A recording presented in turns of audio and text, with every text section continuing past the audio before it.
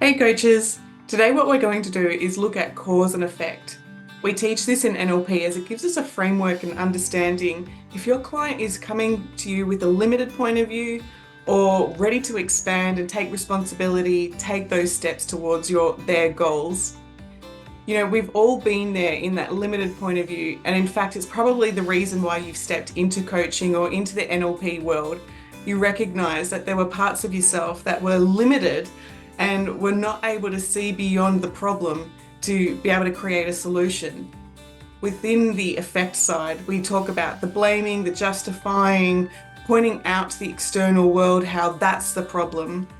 And then with NLP, of course, we recognize that when we change our inner world, when we're at cause, when we take responsibility, then new solutions start to show up.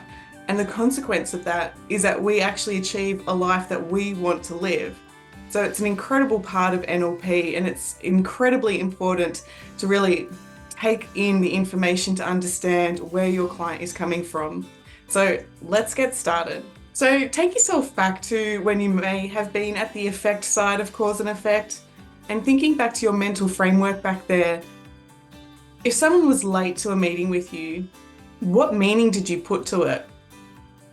Being at the effect side is probably quite negative. And take it one step further. If someone is really, really late, what meaning did you put to it?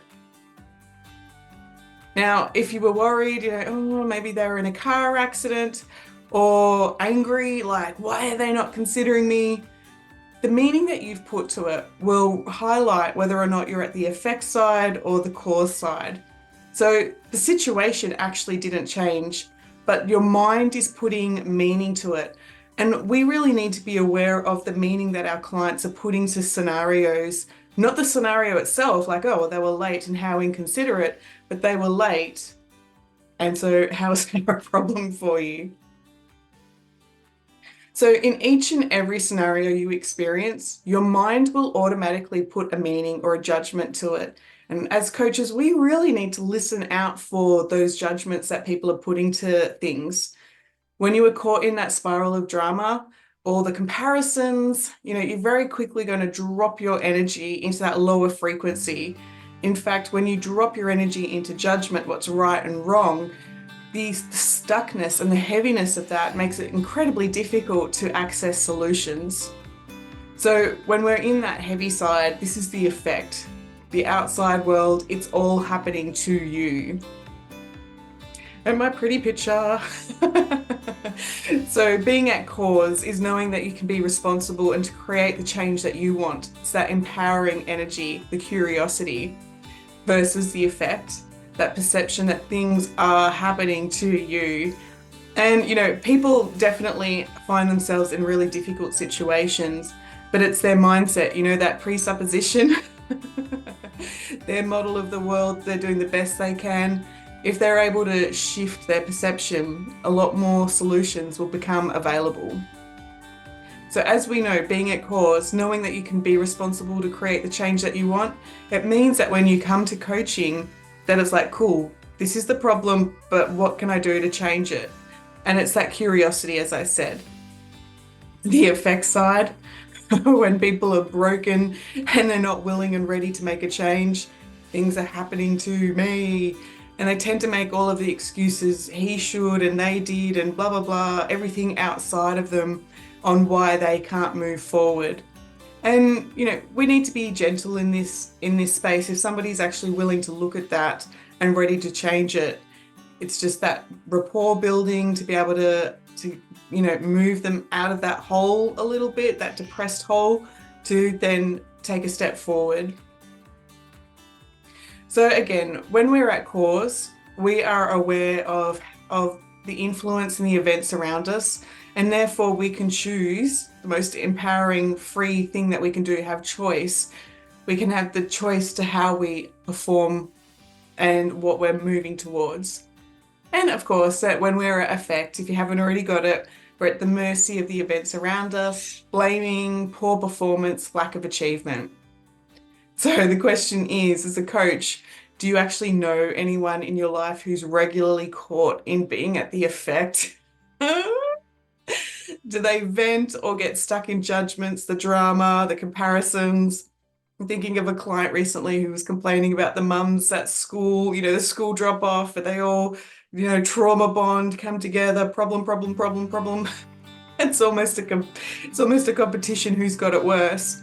But yeah, it can very quickly pull your energy down. In the immediate, there's that stress and that adrenaline, but actually it can leave you to burnout. If a client's coming to me and wanting to spend time venting, getting stuck in the drama, I may only give them a couple of minutes of that. But I'm actually wondering, why are they attracting that? What's the secondary gain to get pulled into somebody else's drama? And I love this, Caroline Meese. If you are blaming others, someone is blaming you. Someone is in therapy because of you. When she said this in one of her talks on YouTube, it was like the audience aghast, and it's sort of like, yeah, the spotlight's not just about you. You need to really be responsible how you show up in other people's worlds. And so, of course, she makes me angry. The coach would ask specifically, how does she cause you to be angry? As we know in the NLP world, nobody can make you do anything. It may be an unconscious choice, but it's a choice that you're making to allow yourself to be at effect. And again, as I started right at the beginning, in the past, when did you find yourself at the effect? Bullied, belittled, embarrassed? What was happening for you? And I question, how did you actually shift that? How did you actually resolve that to now be at effect, be at cause? And now on the other side of that, where in your life do you actually feel really empowered and that high vibration, that self-worth? What is the difference? What is the difference within the way you show up, the difference within your mindset? This is what we want to impart with our clients, right?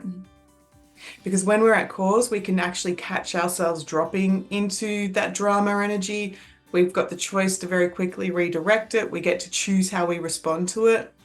And so this being the empowered state, being at cause, gives us the choice to be able to be on that higher path. The more you choose to be on that higher path, the lighter your energy, and the easier it is to manifest and achieve your goals.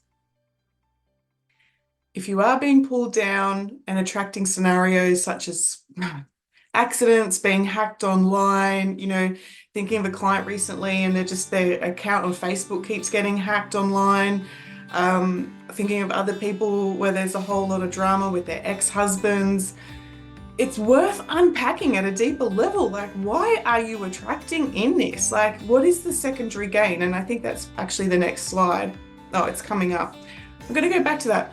If you are attracting this, you're saying like, yes, no, I'm at cause, I'm being responsible, I'm taking the steps that I need to live an empowered life, then why have you attracted in scenarios like this? Like the online one, if you were being hacked and people go, oh, what can you do about it? I would be saying, what can you do about it? I would be checking in on your boundaries, how strong you feel within yourself. Is it true that you are wanting to be seen and heard and trust your boundaries? Or are you actually trying to find and attract in reasons why you should hide and be small? Like maybe you're doing burnout and it's just like you've attracted this in to be able to give yourself a reason why you should step back. You need to check in with yourself. This stuff, if you're attracting in those problems, it's like, how is this benefiting you? Anyway, I go down a path. If you find yourself at effect, as I've just described, attracting in accidents, car dingles, drama at school, drama with relationships, it is worth turning it around and asking, okay, for what purpose? What's actually the positive intent? Why have I created this solution? Because you are a powerful, powerful manifesting being. And it's like, okay, what's in this for you? And if you actually be honest with yourself and check in, what are the positive learnings I can get from this situation that I can take with me in the future? Thinking about, again, somebody being hacked online, and it's sort of like, for what positive intention have I created this? And it might be because it's the thing that gives you permission to have a break or or gives you the thing to have a look at why you're not showing up fully. And so what's the positive learning I can do with this? Well, I can, start taking care of myself on if I'm doing burnout and needing a break. I can start to speak my truth and let people know when they're overstepping the boundary. There's so many different things that I can do to get that positive learning and then show up. Your energy will vibrate so much stronger. The boundary will be in place.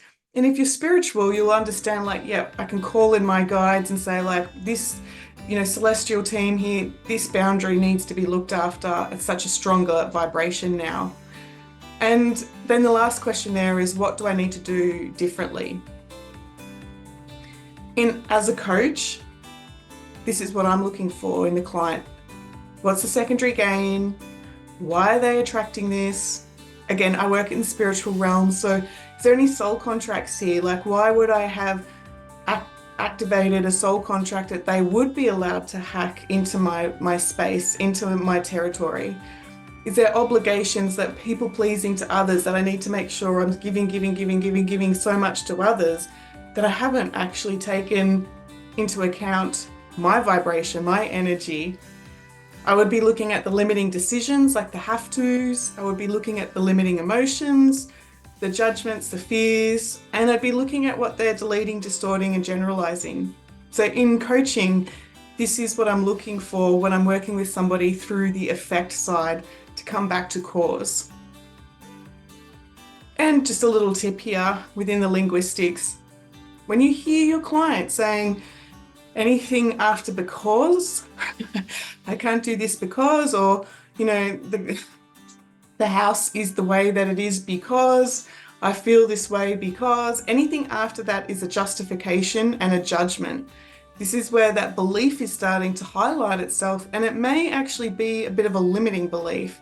So listen out for the because you will get an understanding of what links they have made, what meanings they have put. Like at the beginning, they are late because they don't consider me. Wow, they are late, which means that I'm not important. Really, them being stuck in traffic means that you're not important. Anyway, I digress. But yeah, listen out for the because. It's a really big red flag for the thing that's actually trapping them to the limiting point of view. So it is absolutely time, coaches, to get out there, be curious, check out what's caused the client to be at effect, what needs to happen to shift that limitation, and what is a new empowering perspective. If you're focused on that narrow part of your reality, you are missing out on tremendous opportunities. So it really is time to step into that cause energy, being curious. What are the lessons? What can I teach others from my experience? And feel into that high vibe, empowering energy. The consequence of that, when you've got cause and consequence, is that you feel more radiant within yourself. You show up better for your relationships. It's a wonderful manifesting point of view. All right, guys, I'll talk to you later.